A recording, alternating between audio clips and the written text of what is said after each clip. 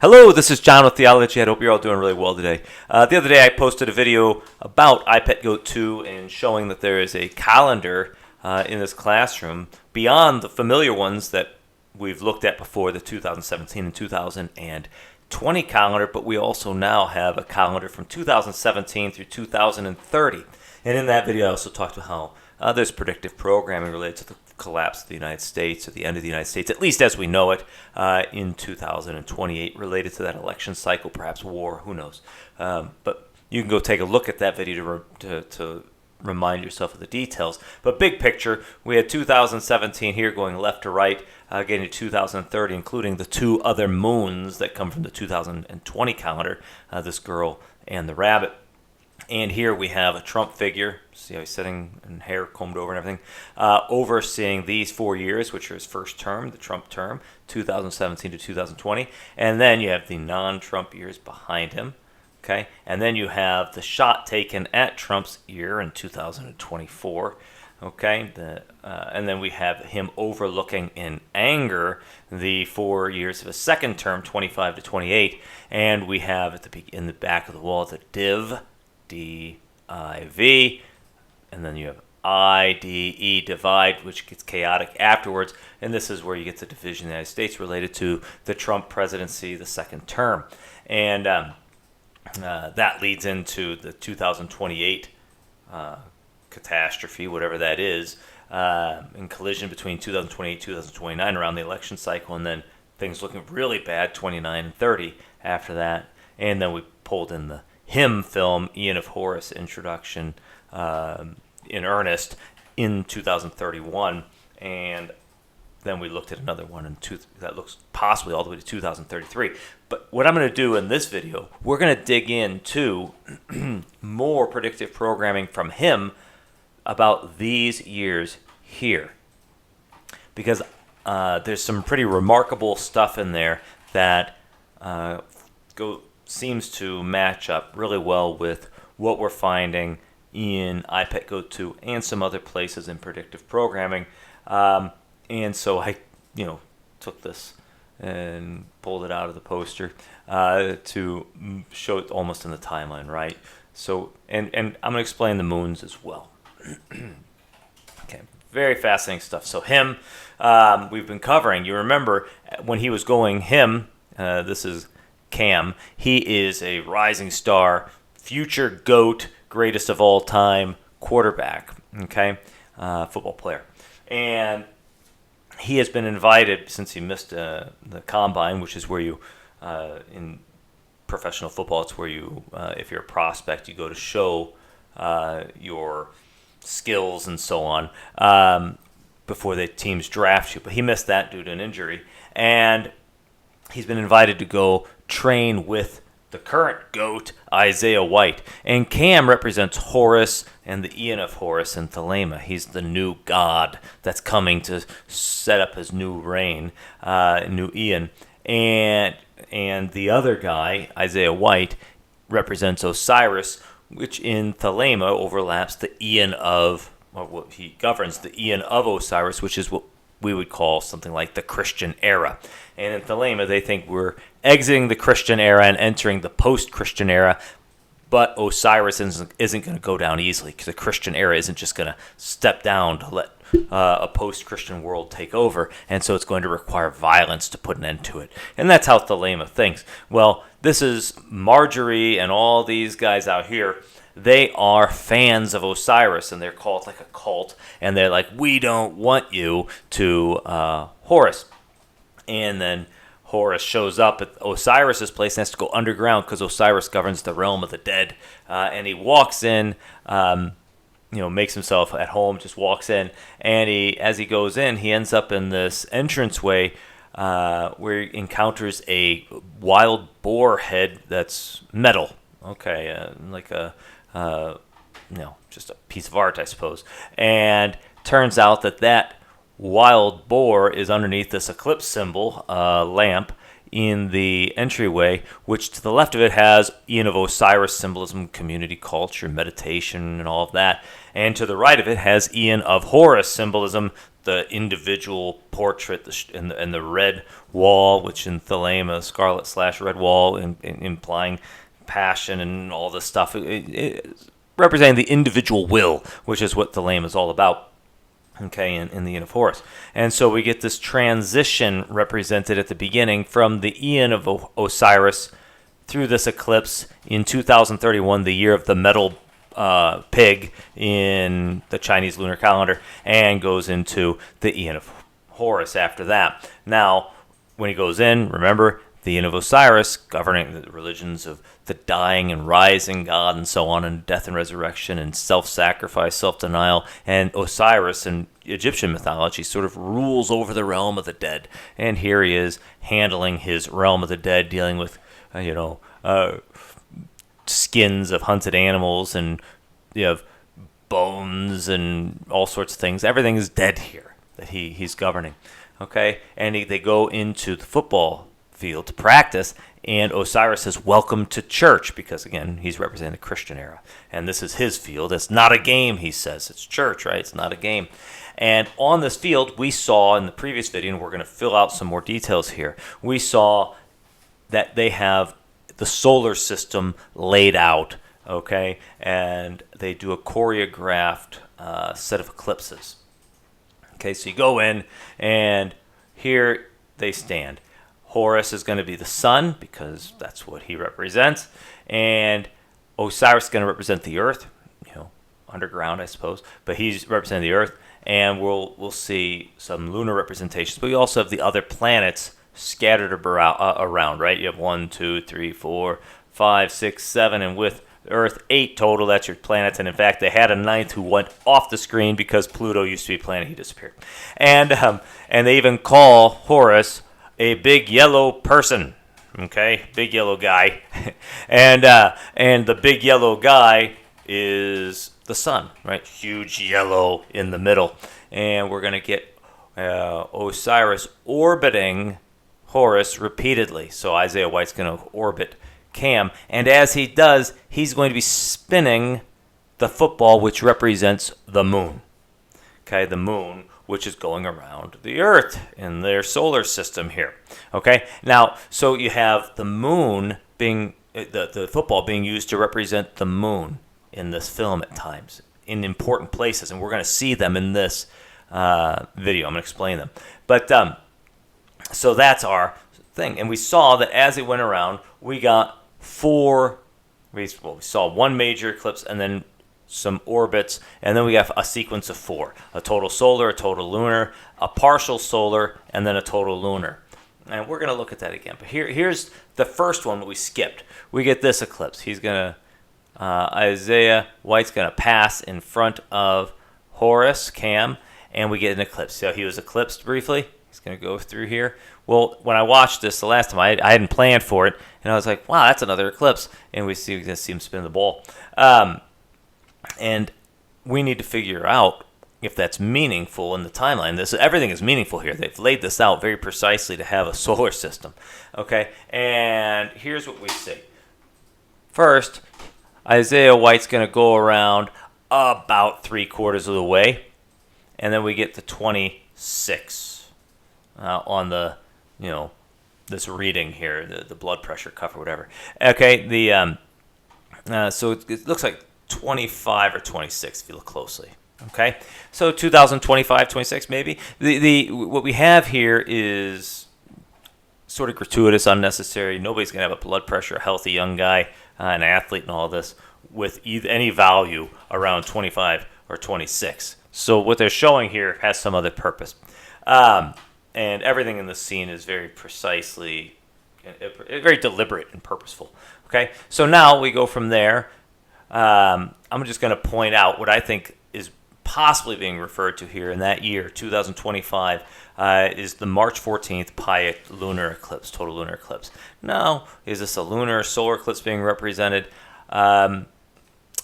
It's hard to say. It's not an Earth eclipse, and he's representing the Earth. The only thing being hidden there was the moon that's relevant from the sun's perspective. but then you have the moon between them. I'm not sure. So I'm speculating here based on the time, and I could be wrong. We may need to change that. But let's just take this as our starting point, speculatively. Okay, we're going to go around. He's going to continue.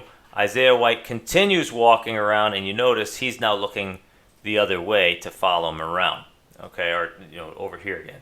So now he's going to go all the way around to here again. So we have 1 full year. Then we keep going. They keep talking, and now we're 1.25 years roughly after. This is the sequence we see. He keeps going. Now he's in front of these girls again over here. Say same 2 girls. Okay, that was when he's over here. So now we're 2.25 years later. There was, they didn't show him the whole orbit, so we have to fill in gaps based on where he's at when we see him. Next time we can't see him briefly, and we get him over to the side, now basically back over here behind Cam. And when the various eclipses start, where these eclipses are, the total solar, total lunar, partial solar, total lunar, that is 3 full orbits after the initial one. So if that is 2025, that'd be 2028. Does it work? Let's see. So 2028, 3 years later, we'd get a total solar. Okay. We get a total lunar, and that works.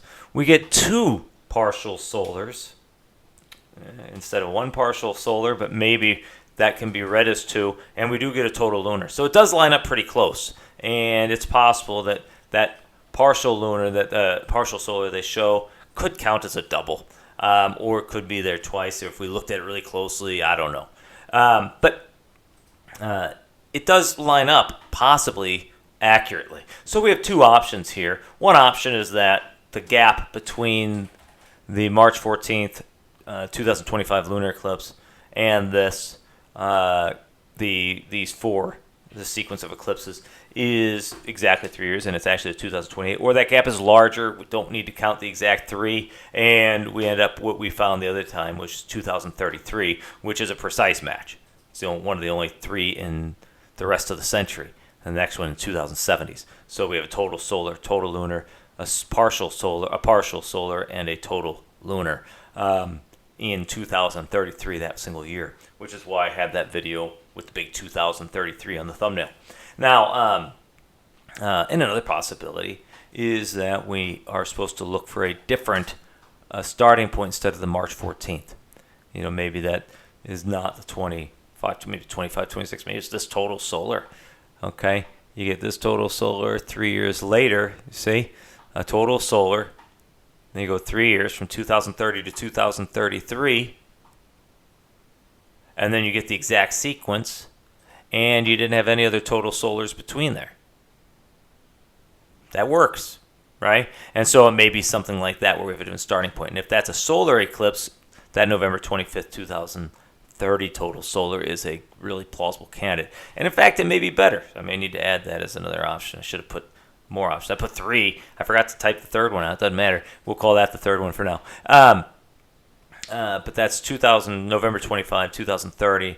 3 years later, you get the sequence exactly here. And you had no other total solars for them to show as they did the 3 orbits. That actually is pretty compelling. But, okay, so we have this.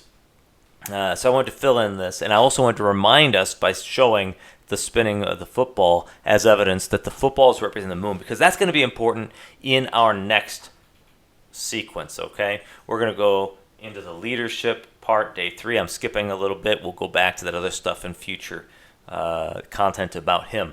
But we go through and we have this scene where Isaiah White is trying to get Cam to be more aggressive and more violent and so on, because they're going to have a battle in the Coliseum, so to speak, at the end. And Cam gets fired up and takes out this guy, and he says, "I don't just start stuff, Isaiah. I just finish it. I don't start stuff. I just finish it." And this is foreshadowing what's coming, the inevitable end and demise of the Eon of Osiris in their mythology, and the victory of Horus in the story. But let's keep going here, because that's not my primary goal here. Isn't to talk about this. It's where it's headed in the very next scene. So they're singing, all the saviors say amen, amen, like it's a religious ceremony, the killing of this guy. This guy's going to be like paralyzed or dead, and they're dancing around singing in front of over him. And there's this circle, him in the middle. I'm not sure what the representation is there. Probably worth thinking about. I think everything in this film is planned and choreographed to communicate something. It's very detailed. It reminds me in a lot of ways of iPet Go 2, except without it being an animation, with as far as messages being revealed. And so we get this scene right after that, where we have a sun disappearing into darkness, and we get a series of rings here that do look like eclipse symbols, black hole suns or whatever, right? And so you get what looks like 6 solar eclipses symbolized here, and that's not just totally speculation. It looks sort of speculative. It's like, are you sure? Where do we get this? What 6 would they be? I'm going to propose that it's the 5 main eclipses that we see in Hierophant, and the 6th, perhaps from Hierophant as well, the total annular eclipse of June 21st, 2020. The other possibility is that it is the solar hybrid, April 20th, which it was total in some places and not in others. So you have a hybrid eclipse, which can count as a solar total at times. So we could have these, so it'd be from the 2017 Great American Eclipse to the final April 8th, 2024 total solar eclipse. The other Great American Eclipse, those are the ones that intersect like an X over the United States. And the midpoint was the December 14th, 2020 total solar eclipse. That happened to be the date of the vaccine rollout in the middle of that 7-year period, 1,211 days from here to here, 1,211 days from there to there. And it was on December 11th, 12/11, that the emergency authorization happened as well, was issued. Which is interesting how it all lined up. Now, but that's what that is. And so what we get is the first half here would be those eclipses. And I'll explain what's going on here, these total solar eclipses, because we're going to get more details about this, their sort of theological meaning. People watch those. We talked about them for a long time. And the question is, where is the catastrophic end of everything? You think it's supposed to have already been over, right? And we'll see why that's not what was being represented there. What's coming is after them. Now here we have 1, 2, 3, 4, the 5 eclipses would all be there up to the dividing point.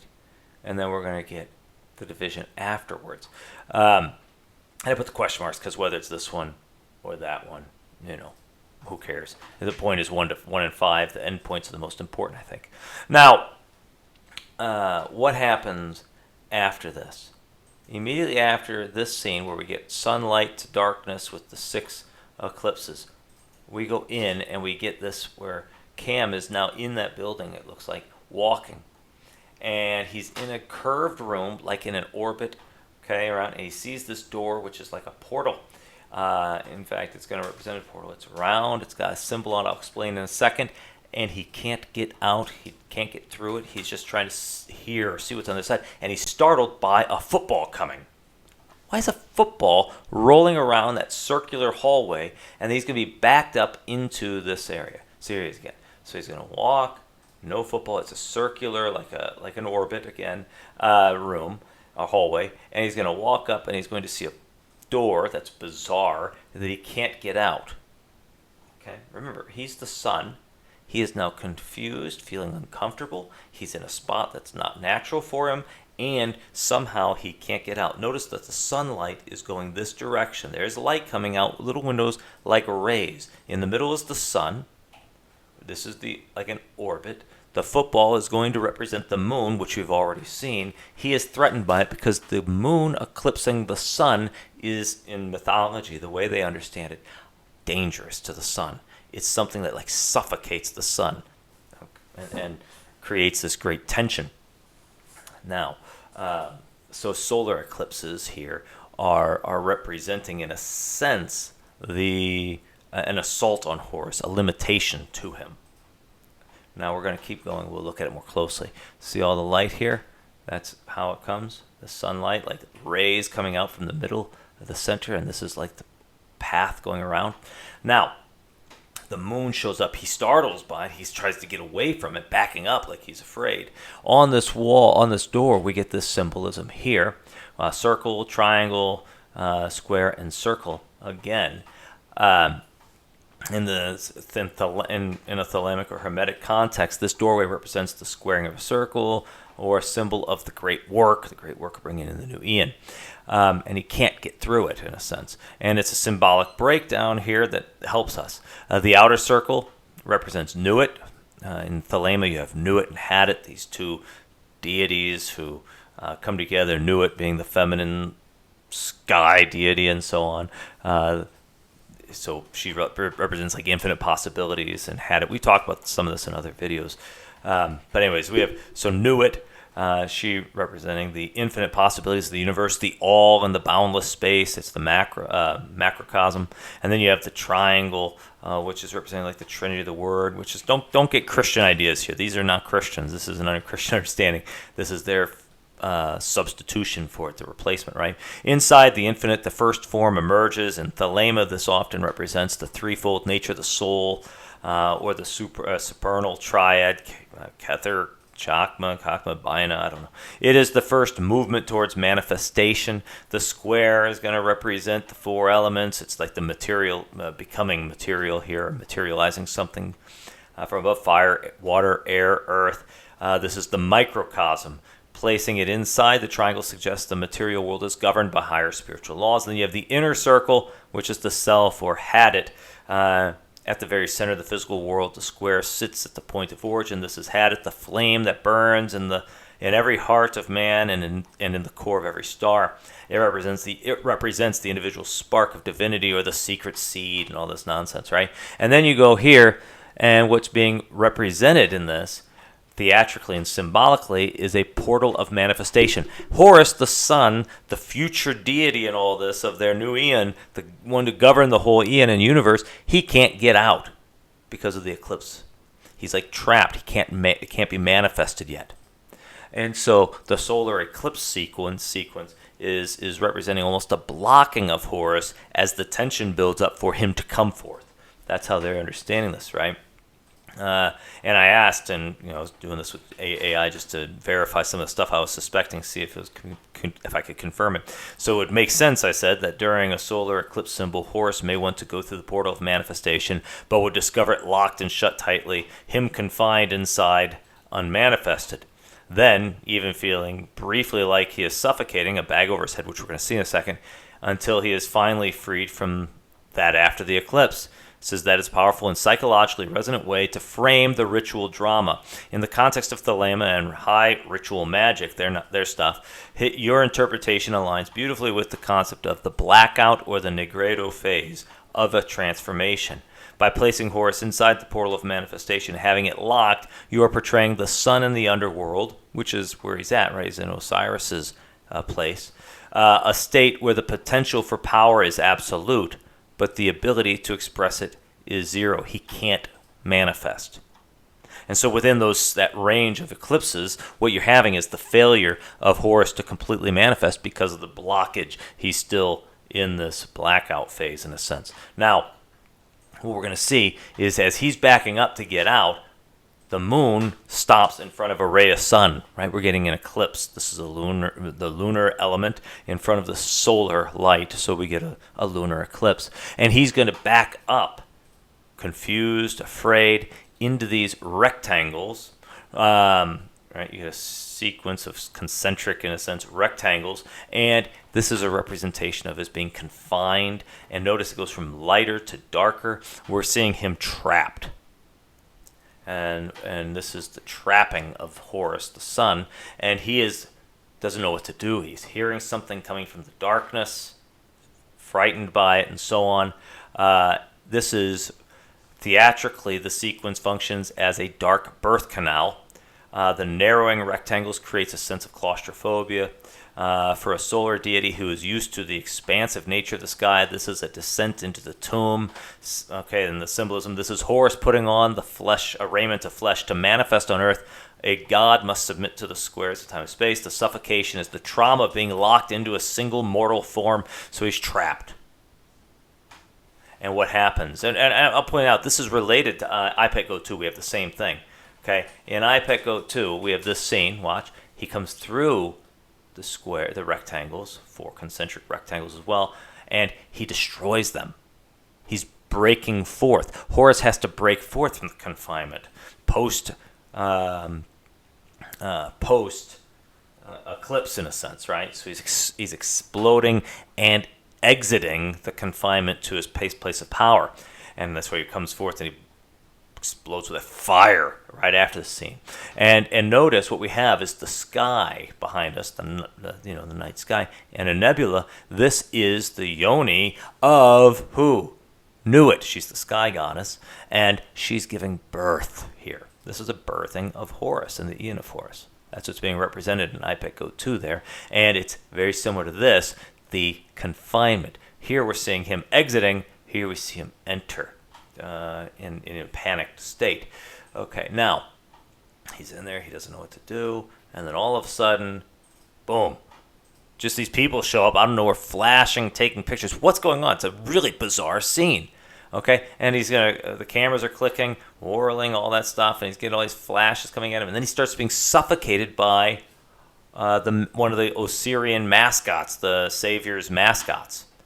He's being suffocated because he can't manifest. He's trapped behind the moon, obstructing the light of the sun and so on. And so we get the eclipse symbolism, and we people, the outsiders, you could maybe view this as that. They view it as a spectacle, like take pictures of it. It's exciting. Ooh, it's an eclipse. But what's happening is the sun in Horus is suffocating. He's being trapped, confined, and can't manifest.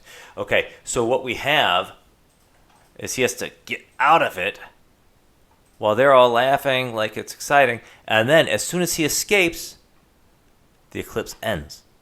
All of this disappears in his light. The flashes are no longer visible. The photographers are gone. The threat is completely over. He didn't suffocate, but he felt like he was going to. It almost ended. All right? Now, that is a crazy scene, right? But what we're seeing here is those eclipses in the first half of that 2017 to 2030 cycle. They are pre-manifestation. Couldn't do it. He was in there going through this period that he needs to break forth from. And the end of that eclipse happens, and that would be the end of the 6 eclipses, which would put us at about April 8th, 2025. The 6 including whatever extra one they put in there. Okay? Now, we go to this scene. He's worried about what he's seeing. A little afraid. He's talking to his brother or whatever over the phone. And we get a new scene that's really interesting and continues the sequence. We just got ourselves from 2017 to 2024. Now, after that eclipse, he goes in here to make this phone call. And we have a room that is fascinating because now, what do we have? We have a wooden snake. Okay, that's a wood snake over here. 2025, from January 29th, I think, to February 16th, 2026, is in the Chinese calendar the year of the wood snake. Okay, the year of the wood snake. Well, there it is. Now we're in the year of the wood snake. We've just gotten through those eclipses, and now we're going to get another one. This is the lunar eclipse we're going to get in just a second. That is the May 14th, 2025 lunar eclipse. Let's take a look at how we get that. So he's sitting there. He's going to have a conversation. Marco's going to come in. He says, I'm not doing well, to Marco, and he has to get off the phone. Notice here that as he is talking, we're going to get the approach of Marco. Marco in the previous scene represented the moon. Remember? While Marco is approaching, see him approaching back here? You can sort of see him coming in that blur. We also have outside approaching, it's going to be Marjorie, one of the fans, with two other fans, and I'll explain them in a second. But we see the approach of her. Through the ring at the window, the circular window representing the eclipse, you can still see the sun. Okay? So she can see the sun. We don't have a lunar eclipse yet, because if she's going to represent the moon, I'll explain. But if she was totally eclipsed now, there would be an obstacle between her and the sun. So you wouldn't be able to see the sun, but you can still see it. Now, as he approaches, Marco, who represented the moon in the choreography of those 4 eclipses on the football field, he's going to approach. She's approaching. We're getting a moon approach from both directions, symbolically. He's going to come in. They're going to have a conversation. It takes blood to grow a king, he says, because this is a king being grown. And he's going to complain about how he came in to help people and he can't do anything about it. He's throwing his life away, whatever. And he points out when 2 men enter the Colosseum, only one leaves. Marco does. But now at this point, the moon is going to disappear. Marco. He's not going to be visible. He's going to go out, and at the same time that he disappears, thunder rumbles. Now we can't see the sun anymore from Marjorie's perspective. Something is obstructing the sun from her perspective, and we see her. But she's got these 2 people behind her. Third, we have a half football head, a waxing moon. Remember, football's a moon. A full moon, and then that full moon becomes blood red. We get the blood red eclipse, a lunar eclipse in the year of the wood snake, 2025. That's the May 14th, the Pi eclipse of 2025. I'm pretty sure. I'm not 100% positive, but I think that's the best explanation given the details here. Now, so here's your waxing moon, full moon, finally the blood red eclipse. Go through, here is your eclipse. Here is possibly, I think this object could be functioning as maybe an earth symbol represented between the 2 of them, between the sun and her. Not positive of that, but he's definitely the sun. And remember, the football is the moon. And also Marco in that scene played the role of the moon. This is kind of also a confirmation that in that scene, at one part Marco's the moon, the other part the football is the moon, because here they bring the football and Marco into Horus together, and at the same time Marco leaves, Horus becomes invisible to the moon outside. We get the blockage, so there's the 2 become inaccessible because something's in the middle, and we get the football and Marco both represent the moon at the same time, which is interesting. Now, after this scene, and I'm curious, you can look at this. I think this scene probably has a lot more than I'm missing, 1 or 2 more things. I'm not sure, because we got this ball, but there's one also hidden here that you can see in earlier scenes, like here, say. So if it is meaningful, give it some thought, see if you've got ideas. But if we keep going here, now we got that scene laid out where we get the lunar eclipse. Then we go from that lunar eclipse into, very fascinating, what's it like to be the goat? We get a religious symbolism. We go back to that room with the metal pig, the metal wild boar, and the eclipse, and we'll look at it closely. Okay, what is it like being goat? What is it like being the greatest of all time? And he's got like a halo behind his head in the art. That's Cam asking him. And then we see, I used to think it was a blessing, but we see these, I forgot what they're called, like death masks or whatever, to remember these people. This is the faces of former goats, the previous Eon deities or whatever, that are now just history and museum objects,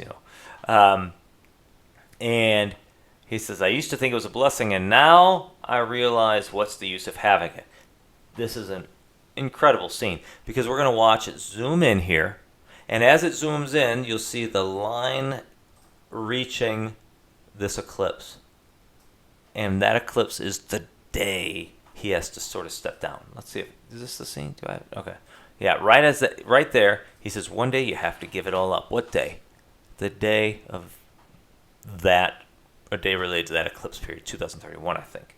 So watch here. Here, okay, it's going to go back to the beginning in just a second.